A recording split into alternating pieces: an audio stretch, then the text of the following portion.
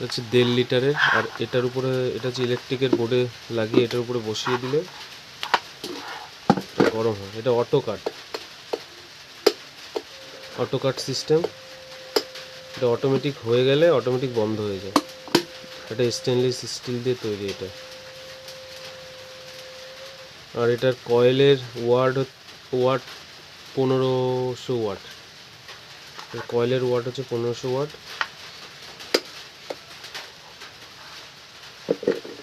Price এখন online price দেখাচ্ছে 799, মানে 799 টাকা হচ্ছে কি এখন ফ্লিপকার্টে প্রাইসটা দেখাচ্ছে। কেটলিটার কোয়ালিটি দেখো,